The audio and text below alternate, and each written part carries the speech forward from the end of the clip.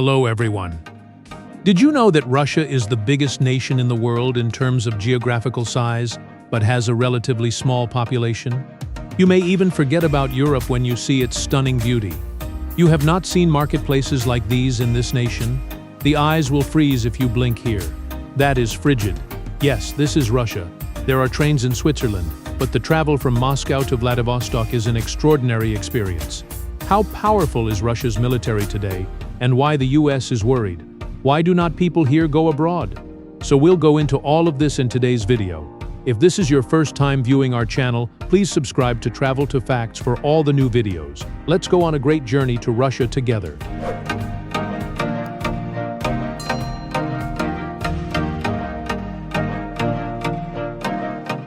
Most people think of Russia as winter, conflict, and old Soviet pictures on TV. But the actual Russia is even more convoluted when you look closely. This is a nation so huge that you may get on a train in Moscow and still be traveling almost a week later. One half of the country is waking up, while the other is already heading to bed. Nothing in Russia seems little, and yet beyond the military headlines and frozen landscapes, life continues quietly. Children walking to school under falling snow, old ladies sell flowers beside to metro stations that resemble more subterranean castles. Winter storms blanket whole villages in white quiet as families gather over steaming soup. Russia may seem lovely, yet terrifying at the same time. Its cathedrals are like something out of a fantastic movie. Its cities glitter with elegance and heritage. But the cold is not simply weather here. In certain areas, it dictates everyday existence. That disparity is what makes Russia memorable. It is a place created in between Europe and Asia, between power and loneliness, between pride and struggle. Much of the nation today is not understood even with decades of worldwide attention. And when you experience it through the eyes of the people living there, Russia no longer seems like a headline. It begins to feel human.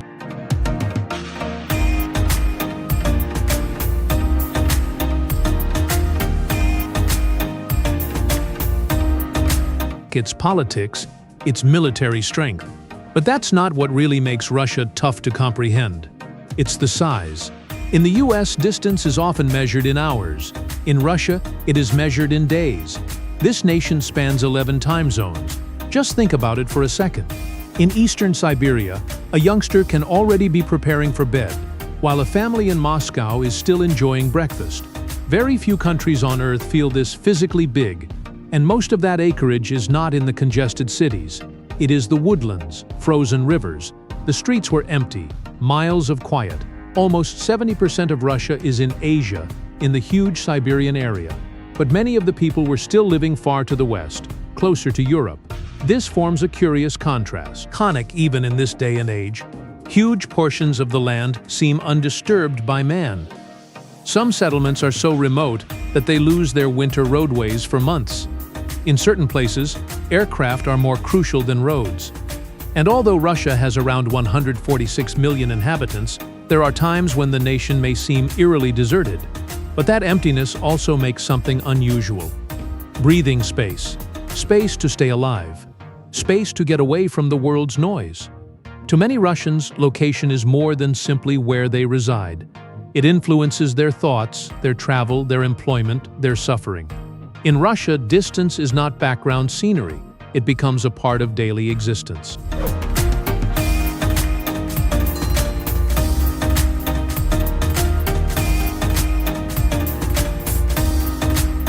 And that huge geography is also why Russia became one of the most resource-rich nations on the planet. Those icy woods and Siberian landscapes are hiding huge amounts of oil, natural gas, coal, gold, and rare minerals. In many places of Russia, whole towns were constructed around the generation of energy. Workers still get up before dawn to go out in cold weather to keep the nation going. For Americans, inexpensive gas generally seems like a transitory thing.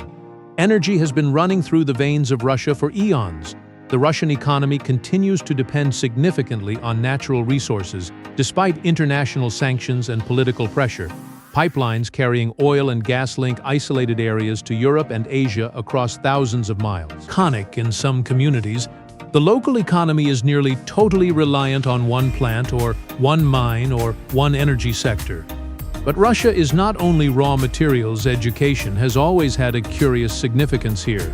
Science is a matter of huge national pride. Literacy rates are still quite high. Soviet-era expenditures in engineering, mathematics, and space technology still affect schools today.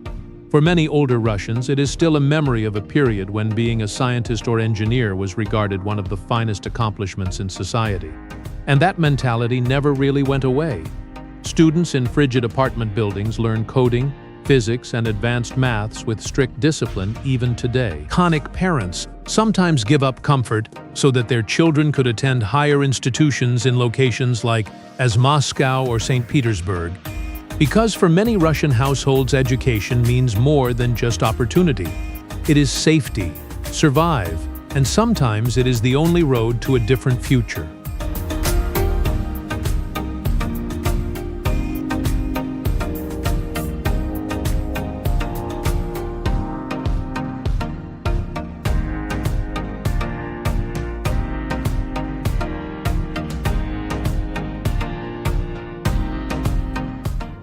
And maybe there is no place that scale seems more true than on board the Trans-Siberian Railway.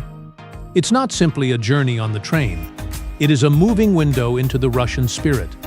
The trek is around 6,000 kilometers from Moscow to the Pacific coast, through woods, icy plains, industrial cities, and secluded villages that many outsiders never see. Some guests stay almost a whole week aboard. Eventually, strangers share meals, tales, and quiet. That is part of the experience. You are not only traveling in Russia, you see the nation opening up slowly. You wake up one morning and you are near new housing skyscrapers. Next day, the horizon is unending snow and there's no town for hours. Iconic. Sometimes the train pauses at minor stations where old ladies sell bread, smoked salmon, or hot tea right on the platform. Life is different out there. Phones lose reception.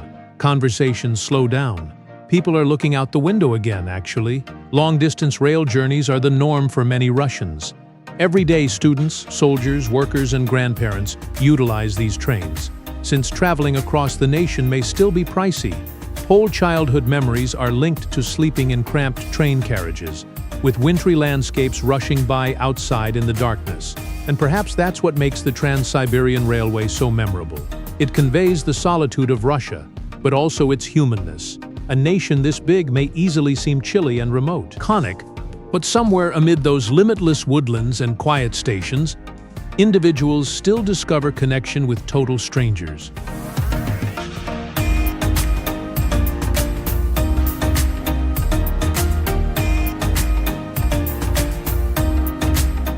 And maybe there is no place that scale seems more true than on board the Trans-Siberian Railway.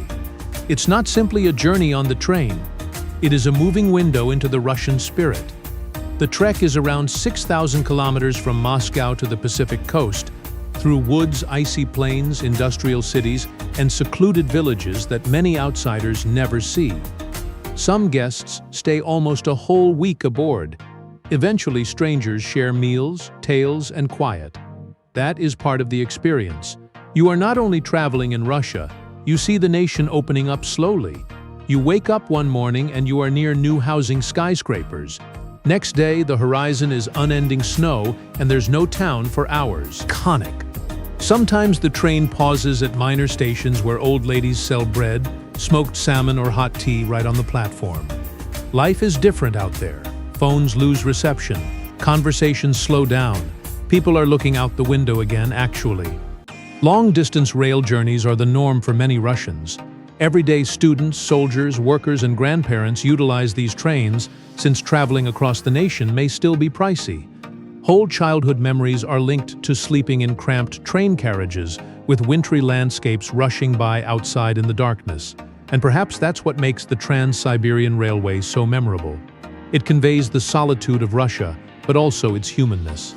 A nation this big may easily seem chilly and remote. Iconic, but somewhere amid those limitless woodlands and quiet stations, individuals still discover connection with total strangers.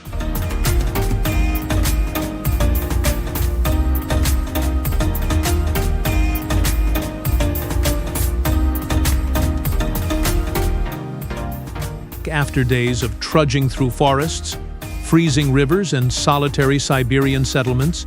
Getting to Moscow is practically a dream. And the city hits you immediately. Traffic, lights, luxury shops, large government buildings, walkways filled with purposeful individuals in the cold. Moscow is not the Russia that many outsiders assume it is. Yes, there are still traces of Soviet history here.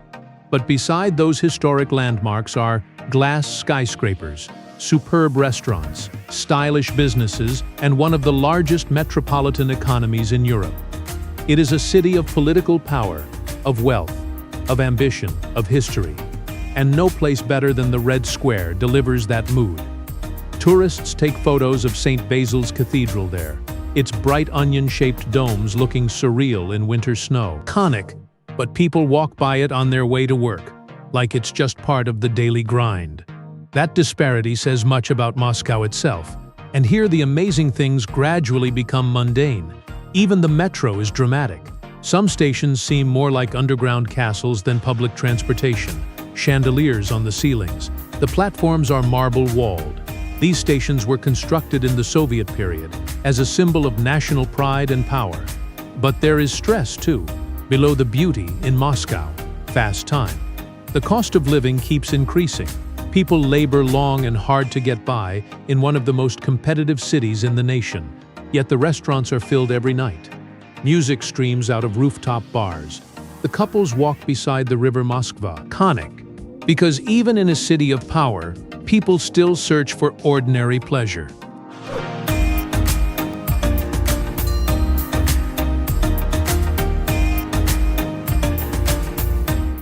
But behind the politics, the military parades, and the big structures, the element of Russia that most travelers remember most is the people. Russians might look cold or aloof at first to outsiders, particularly to Americans, used to smiling at strangers. People in Moscow go fast. The conversations are kept brief. Subway faces always seem to appear somber. But once you're in someone's house, things change. Shoes are removed at the entrance. Tea arrives nearly at once, then food, and then tales. Hospitality in Russia is a matter of heart. Many households would put up their finest dinner for visitors, even if they are short on money. And in the long winters, those little kitchen table moments become quite significant. Iconic Russia's culture seems odd, too, since it is caught between two cultures, part European, part American, Asian. There are contemporary buildings and Orthodox churches. In places like Chechnya and Tatarstan, the vast Muslim populations maintain customs that look nothing like those of downtown Moscow. Many outsiders are surprised by its variety. Food is not the same everywhere. In colder regions, meals are heavier, designed for survival. Soups, dumplings, black bread, and strong tea still play a big part in everyday life. Meanwhile, nightlife in large cities is vibrant till dawn, particularly among younger people looking for freedom and connection. Iconic. And despite global politics, Russia continues to have deep cultural links with nations such as India and Pakistan via education, commerce, and migration. For culture goes farther than politics ever could.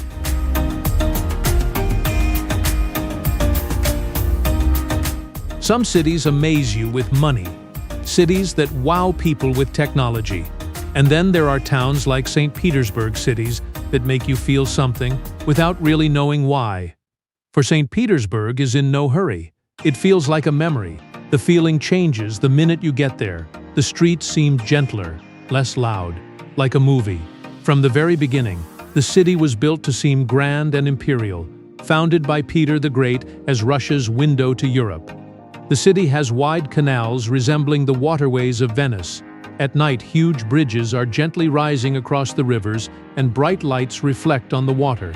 And honestly, in summer, the city nearly ceases seeming real. Then there are the famed white nights.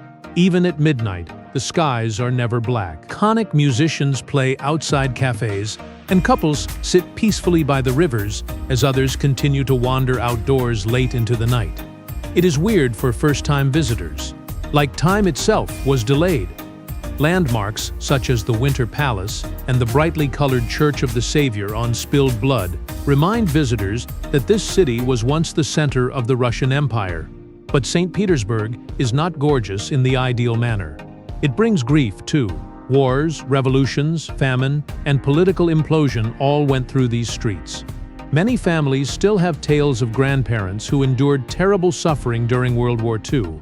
And perhaps it is that emotional contrast that makes the city memorable, because St. Petersburg does not only show you Russian history, it is a subtle reminder of the lives people lived in it.